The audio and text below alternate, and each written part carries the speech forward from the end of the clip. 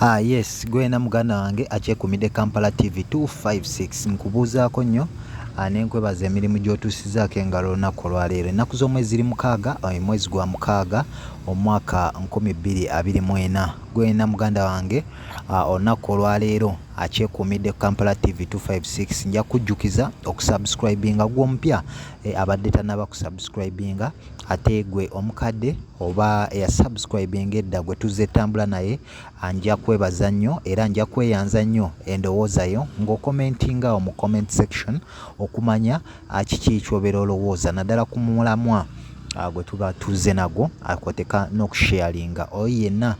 muganda waffe oba omuntu omulala abadde tamanyi gguliro eryo okusobola okuba nga limutuukirako ddala bulungi nnyo. Naye nga amawulire gennina olunaku olwaleero gwena munnayuganda okitegedde bulungi nti leero ebadde State of the Nation Address. Omukulembeze w'eggwanga President Yoweri Kaguta Museveni wabadde azze okwaniriza oba okwanja budget egenda okutandikwa okukozesebwa mu financial year ey'omwaka guno. Naye nga amawulire agasinze okutambula olunaku olwaleero ojja kujjukira nti emabegaawo olunaku lwali lwakubiri akulira oludda oluvuganya gavumenti Joel Ssenyonyi yavaayo mu butongole ng'ali ne kabinenti ye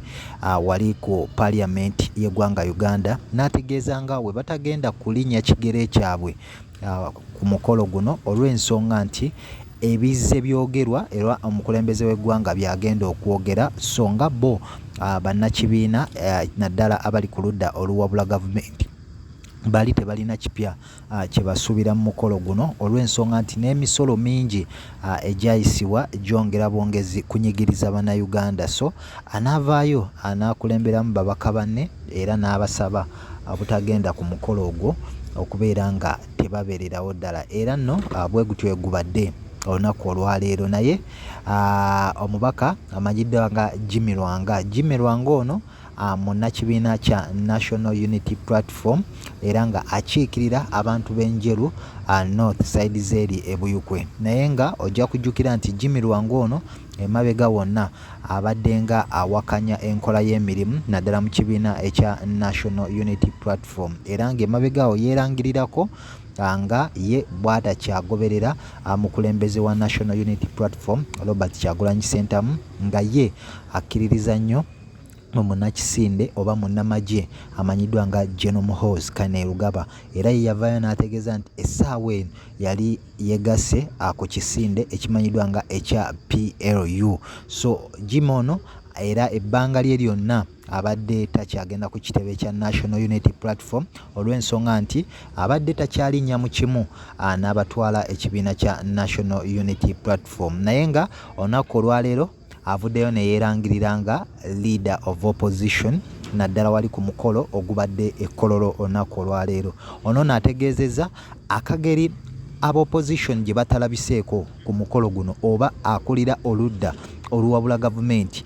Joel Ssenyonyi katalabiseeko ku mukolo guno ye yabadde nga leader of opposition ku mukolo ogwo era asuubiza nga ye mu bigambo bye okwongera okutambulira awamu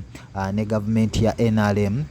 olw'ensonga nti ye alabira ddala nga NRM eri ku mulamwa. Kino nno bangi tebakyewuunyiza kubanga bw'ogendera ku mukutu gwe ye awaniseeyo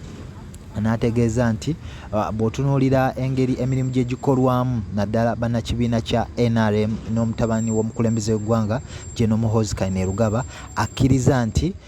omukulembeze bwa NRM ne General Muhoozi Kainerugaba ekkubo lye bakutte okutwala eggwanga mu maaso yasuubira nti ekkubo ttuufu nnyo. So ono nno avuddeyo n'akikakasa lunye nti aba NRM ekkubo lye bakutte ddungi newankubadde nga bannakibiina n'ekibiina kye yajjiramu kiwakanya enkola engeri abantu gye batulugunyizibwamu n'engeri ebintu gye biddukanyizibwamu gavumenti ya NRM. Naye ye ono Jimmy Lwanga avuddeyo n'akakasa nti ye buli kimu bw'aba atunula kiri mulaala kitambula bulungi ddala ddala. Naye nga olunaku olwaleero omwami ono yeerangiridde nga akulira oludda oluwabula gavumenti ku mukolo ogubadde ekkololo bajeti ya Uganda ebabadde bagisoma newankubadde nga ojja kujjukira sipiika wabadde ayanjula abagenyi abakulu ayanjudde Lop Joel Ssenyonyi nga ataliiwo naye nga omukolo agulaba virtually oba agulengerera ku Zoom newankubadde nga Ssenyonyi yavaayo n'akyogera lunie nti sigenda kubeera ku mukolo ogwo era n'akulemberamu babaka banne n'abasaba obutabeera ku mukolo ogwo. Nja kwebaza gwena gwetambudde naye gwe muganda nga tannasubscribinga enkusaba osubscribinge ate okone kadaawo katuyambe buli we tuba tutaddeyo eggulire lyonna okusobola okubeera nga olitegeera ne tutambulira wamu n'okumanya.